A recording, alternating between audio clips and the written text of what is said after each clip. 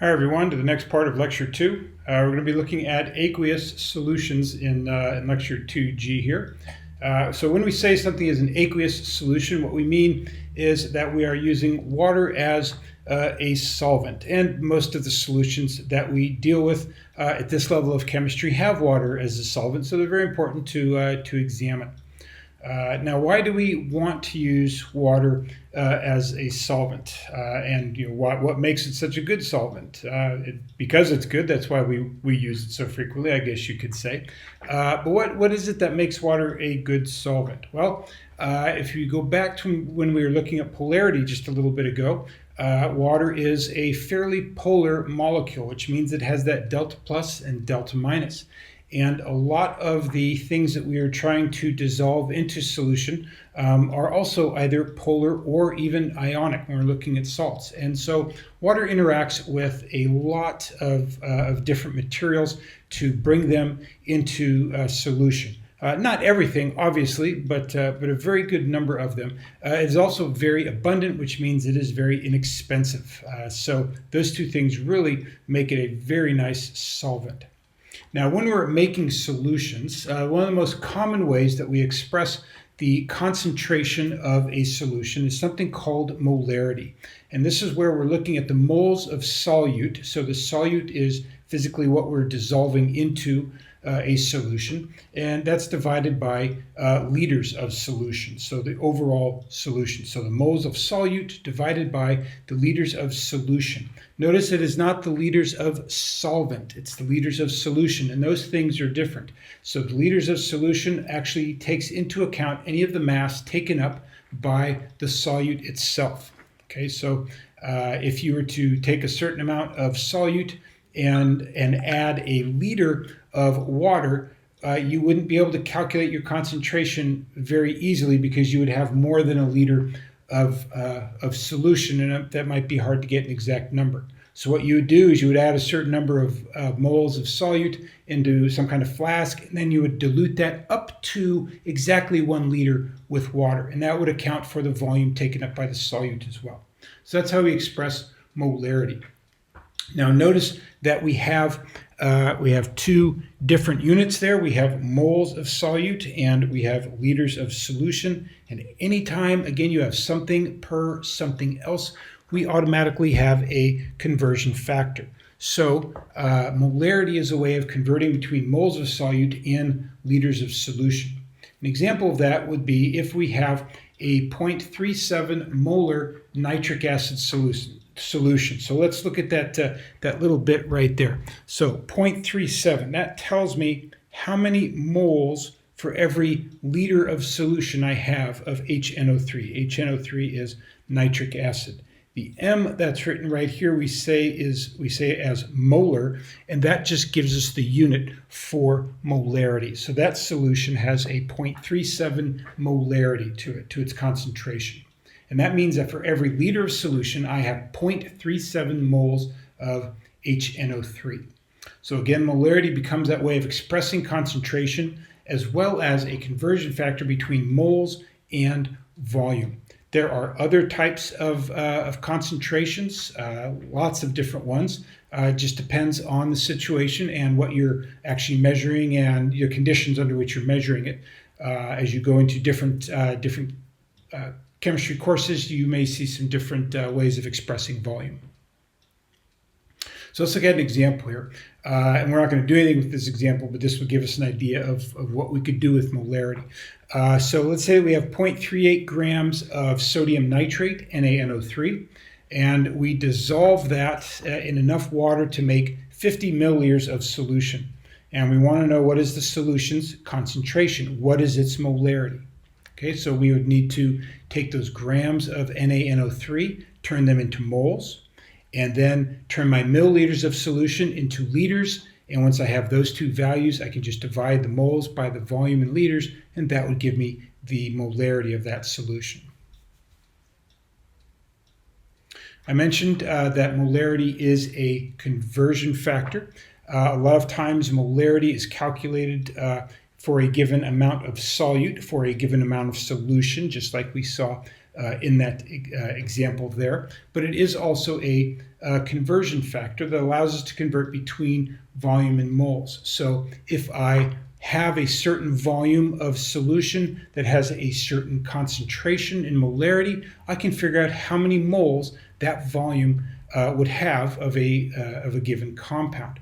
And once you find number of moles, you could then work that a little bit further into grams. So here's an example. We want to know how many milliliters of 1.5 molar NaCl, sodium chloride, are needed to get 100 grams of sodium chloride. So maybe I have some reaction where I need 100 grams of sodium chloride because that just is equal to the number of moles that I would need. Let's say I go to the stock room and I ask them for 100 grams of sodium chloride. And they go, oh, we're all out.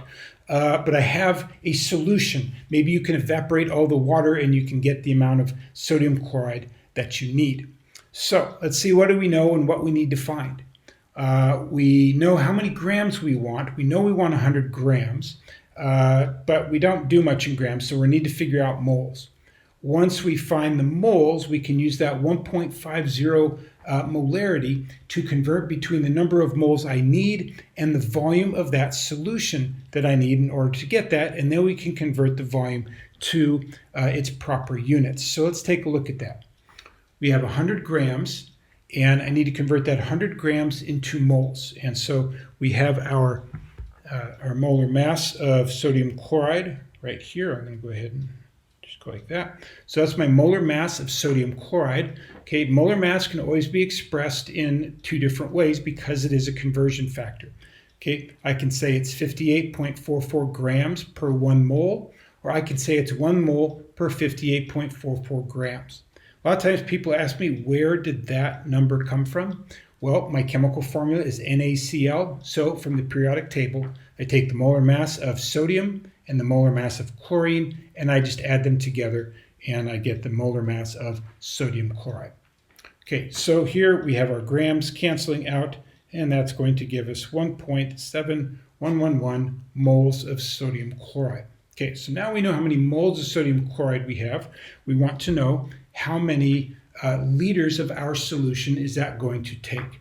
Now, every liter of solution contains 1.50 moles of sodium chloride. I need a little bit more than 1.50 moles because I need 1.7.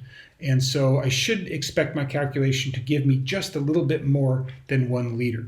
So again, molarity is a conversion factor. So I have 1.5 moles per liter or 1 liter per 1.5 moles. Those have the exact same value as a conversion factor. So you can see that my moles are going to cancel here, and it leaves me with the volume in liters, 1.1408 liters of that solution to get 100 grams of sodium chloride. And then if I wanted to convert that to milliliters, I just used 1,000 milliliters per liter, and I get my final answer of 1,141 milliliters of that 1.5 molar solution to get 100 grams of sodium chloride. Kind of a long calculation, but you'll notice there's really no chemistry in there. There's really only a lot of conversion factors. So as long as you know how to do conversion factors and you know how to do them correctly, there's a good chance that you'll get all these problems correct.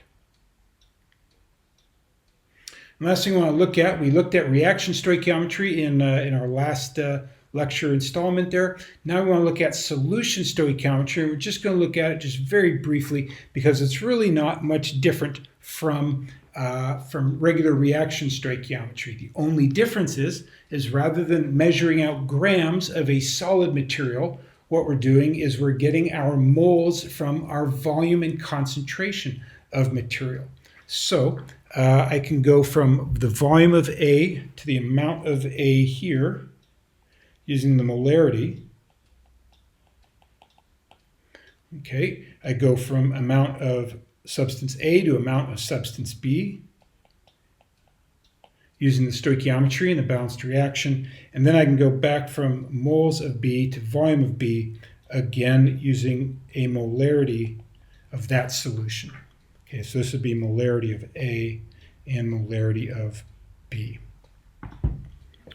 Okay, so it's the same basic way of going from from the start of the calculation to the end of the calculation, except rather than grams and moles, we're using volume and molarity to get moles.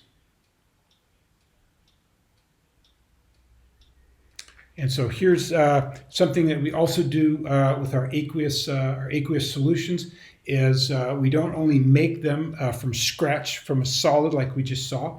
Sometimes we just need to take a concentrated solution and make it more dilute. Let's say that we are looking for a sodium chloride solution. We wanted a 1.5 molar sodium chloride solution because we just did the calculation for that. We go to the stockroom and say, I need that 1.5 molar sodium chloride solution you said you had. And they go, oh, I don't have 1.5 molar solution. I thought I did, but I have a 6 molar solution.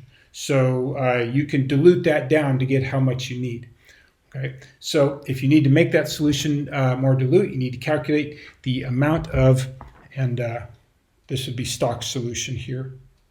It should have been put in there, so that's stock solution